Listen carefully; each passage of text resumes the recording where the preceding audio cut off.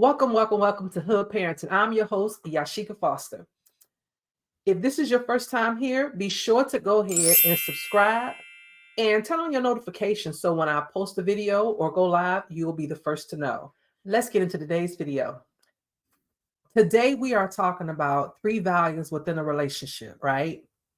And to make sure that you guys understand that I'm not talking about just a significant other relationship, I'm talking about all relationships, right? 3 values within a relationship. What I've noticed is that in today's world, a lot of the kids are having issues establishing relationships with people in person, right? And some of that is based on social media usage. Um, of course, we were in COVID recently, so that forced a lot of us to just be in the house and not necessarily make a lot of outside or in-person connections with people. So I understand that we've been through a lot, but with today's social media platforms and being on the computer all the time, kids do not know how to develop relationships, not just romantic relationships, but social relationships as well. Let me tell you, one of my sons met his girlfriend in college on a social app. Okay. And for me, that was kind of weird to me. Here's why. Because my thing is, you're already in college, right? College is where you have all the parties, all the frat parties, all the sorority parties. You got pool parties, you got mom and them out of town parties, you got spring break, you got all kind of parties that are being thrown at college, right? So in my mind, there's enough social gatherings where you should be able to meet a person, right? Someone that you might be interested in dating. Well, he told me that he didn't want to do all that. He didn't want to go through so it was just easier to meet somebody who was in the college, who was on a social platform, then that way he can swipe left and swipe right and be done with it. Because when you think about it, that's why some of these social media platforms were created so that people can help each other while in college, whether it was for an exam or hookup, whatever it was, right? And it was more for college students. And so for them, I guess they say, hey, we're going to still use it for what it was intended for. And so that's what they do. But at the same time, I believe that a lot of the younger generation do not know how to really create relationships, right? Whether it's a social relationship or a romantic relationship. And it stems from not really understanding what a relationship is, right? So what I wanted to point out was 3 values that you must put in a relationship. Now, again, this is whether you want to establish a social relationship or romantic relationship, because here's the deal. At the end of the day, when you have a relationship with somebody, you need your values to align up with each other. Okay. Whether you're dating somebody or it's just a friend, right? Just a same-sex friend, an opposite sex friend, whatever. No romantic friend, just a friend. Somewhere up in there, your values have to align. Okay. And I'm not necessarily talking about your religious belief. I'm just talking about your values. And here's why. If your values don't align with your friend, every time that they do something that may go against what you believe, there's going to be friction between the two, because they're going to tell you what they did. You're going to have an opinion or an objection or a suggestion or something like that, right? And they're going to take it as criticism, right? Because you guys are always going to be like this because your values don't align up, right? And so when you are establishing relationships with people, that's one of the things that you have to ensure is that your values align, because it does help for better communication. Because then that way you don't have to feel like that person's coming for you. You don't have to feel like that person's trying to say something disrespectful to you. You know what I mean? You know how you'd be like, you know what? They was trying to come for me.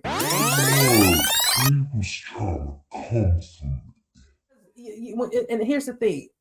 It's not going to always be perfect. Nothing in this world is going to be perfect. But what I'm saying is that when you start off with aligning your values up with a person when establishing a relationship, it will help further and strengthen the relationship, right? It helps with effective communication.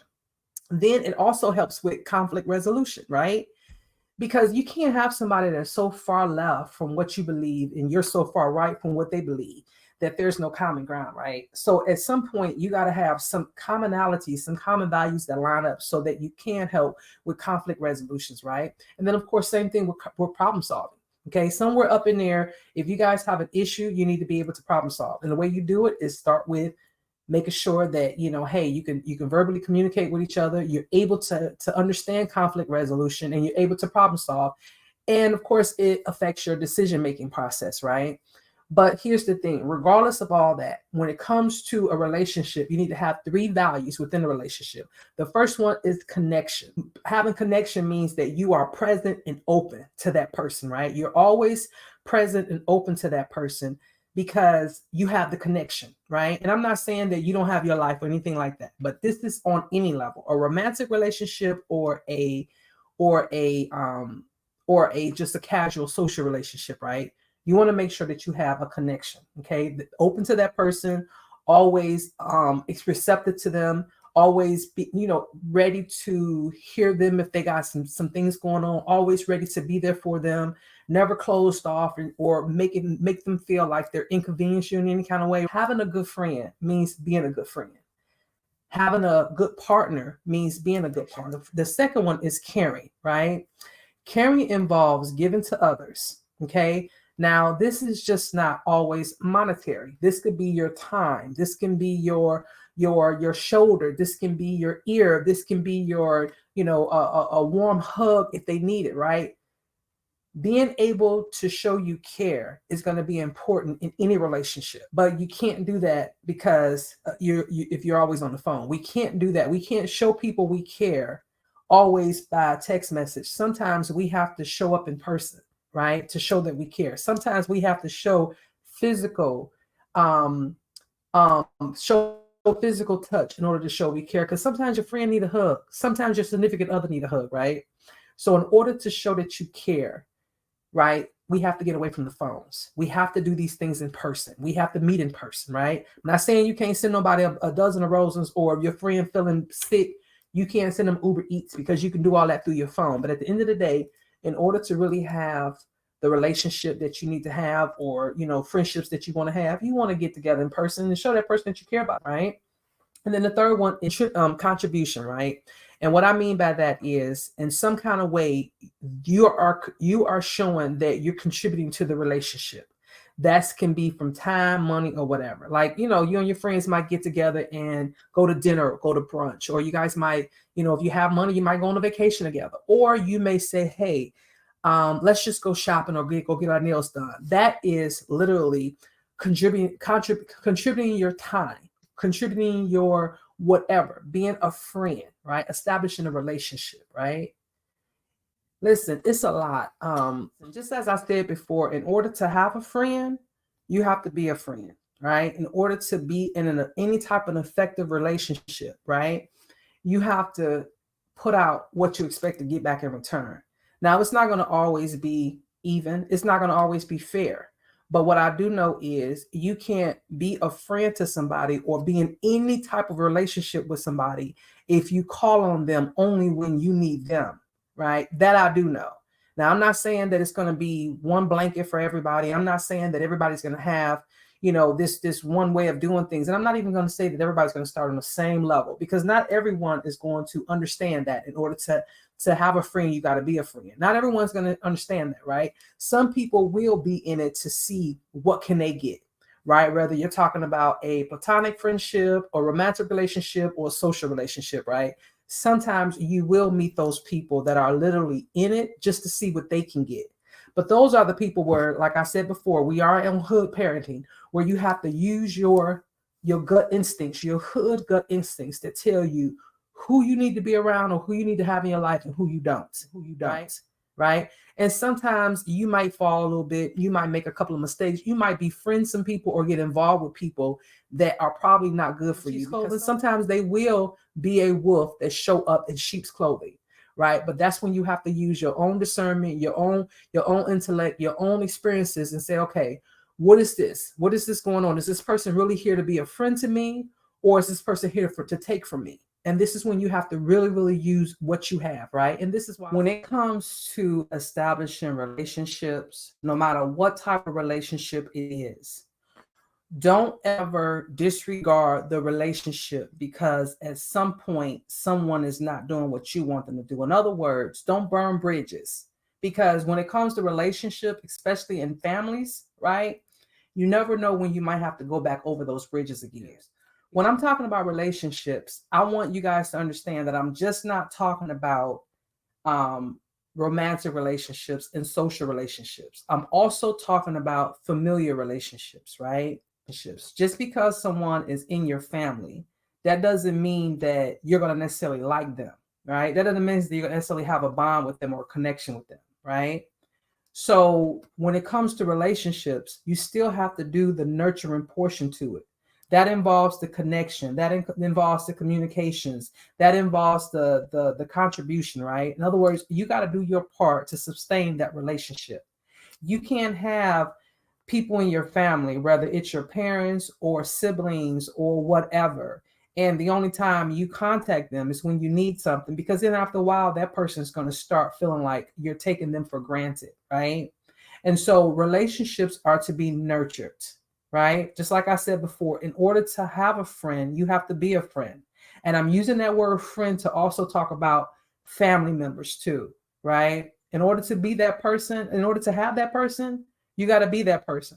So if you want somebody that you can lean on for an ear or a shoulder, or even if you want to get in their pocket sometimes, right? You got to be that person sometimes too. And you may not have as much to give. You may not, but you got time, right? So everybody's currencies look different, right? But what you can't do is just be in any type of relationship, whether it's a social relationship where you got friends, a family relationship where you are an adult and you're still dealing with people in your family, or a romantic relationship where you got a partner. What you cannot be in any relationship is selfish. That's what you can't be. Being selfish will have you by yourself, and then you will continue to resort to being on your phone or looking at the internet to gain some type of companionship, because no one wants to deal with anybody that's selfish, that's out for self, right? No one wants to deal with that. Even if your currency doesn't look like the other person's currency, make sure that you have something to give in any relationship. Don't just be a taker. Be a receiver and also be a giver, right? Don't be a taker, be a receiver and be a giver. That's the word, a receiver. That means that you're pouring into me because I'm pouring into you. I'm receiving your overflow because you're receiving my overflow. I'm not taking from you. I'm not taking what you have, that when your cup is not full. You see where I'm going with this? And that's what being in any type of relationship, healthy relationship looks like. So just remember, any relationship, you have to make sure that your morals align, or your values, your values, morals align, something align. Because if not, then if you don't have something up in there that's going to hold you guys together, then eventually it's going to diminish and degrade, right? Because there's nothing there that's holding you together, regardless of the relationship. Okay. And even in bloodline relationships, right? You got to do things that hold it together. I know people that are in bloodline relationships that don't even talk to one another, right? Because they have so much animosity, but yet nobody wants to come to the thing and say, hey, we all have hurt. Let's start from here and move forward. But everybody wants to hold on to their truth. And because of it, you got time wasted, and you got family that are immediate family members that are not talking to each other, right? And that's also for me, I see people like that, where if you don't have a relationship with anybody in your family, then whether you are a friend to me, or you're trying to be a friend to me, or a romantic partner to me, I can't deal with anybody that doesn't have really any contact with people in their family. And I'm not saying that if you don't have family, because that's something different. But if you have family, and then when I ask you about them, the first thing you say, well, this person is this way and this person is that way, so I don't mess with none of them. I'm gonna start to believe that somewhere up in there, you might be part of the problem as well. Because everybody can't be like, why everybody mad? Like, why are you not talking to nobody? Right? Not just your parents or your siblings, but then you got your children, or you got your childhood friend. Like, that screams red flag to me, right? But the way that you do any relationship, where you got to go out there and you're going to make some mistakes. You're going to make some mistakes. You're going to do some things, like I said before. You're going to be friends with people, involve yourself with people that you shouldn't. But this is just like anything else, trial and tribulation, right? When you see something, hey, get up out of there. When something doesn't look right with a friend, get up out of there. I'm going to tell y'all a story before I go. I remember one time I was in grade school, and I had somebody that I thought was my friend, right? And this is how I learned about what it meant to be a friend early. Well, we was at this store in the mall. First of all, we were skipping school. Okay, we were skipping school. My mother didn't even know that I was there. Okay, we were skipping school. I think I was like I was in eighth. No, I wasn't. No, think I know I was in the 8th grade because I was on my way to high school. It was like the last semester or so before the end of the school year, and we were skipping school and we were at the mall. And anyway, we went to this department store, right? It was similar to Macy's, but it was in my area. And it was called Hudson's back then, right? If you're from Michigan, you know about Hudson's, right? It was like a Dillard's or a Macy's, right? And so this girl that I was with, she decided that she wanted to steal some designer clothes that day, some Calvin Klein jeans, and I think a t-shirt or some sweatshirts or something like that. I forget what it was. But anyway, she put it inside of a purse. Okay. And while we're in the store, now I didn't see it. I didn't see the items in the purse. All I knew is that she told me she was going to go try on some things. And then she asked me to hold her bag for her. And I'm thinking to myself, yeah, go ahead while you go try on your stuff. Because I'm eating my cookies and stuff. I'm walking along because we're there with several friends. They're all over the mall, but she and I and maybe one other person was in this one particular store, and only she and I were together, and the other person was somewhere else in the store. So we're walking around and I'm eating my cookies and everything. Just so happened, I look down in the bag and I see some clothes sticking out. So I kind of slid the flap back or whatever and saw that there were clothes in there that was from the store that we were in. And I knew that she was stealing them. So I immediately set the bag down, still eating my cookies. So when she come out of the dressing room, she says to me, okay, yeah, come on, let's go.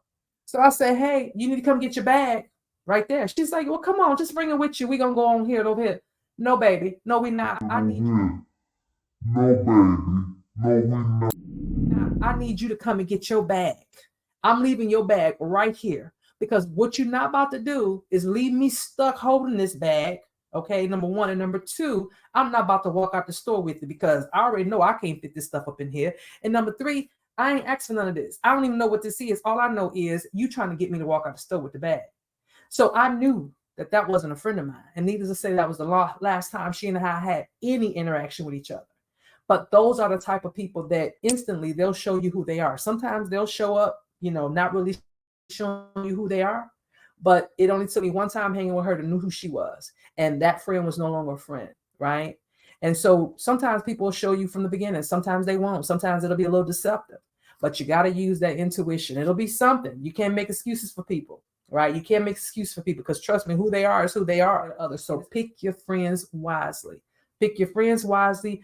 Pick the person that you want to have any type of relationship wisely, right? You can't pick your family, but you can pick your life partners and your friendship partners, right? Because not everybody is your friend, right? But you at the same time need to know how to be a friend and you know how to establish relationships, right? Regardless, have connections, be caring, and make some type of contribution to the relationship. You are watching Hood Parenting. I'm your host, Yasheka Foster. I'll see you guys in the next video. Bye.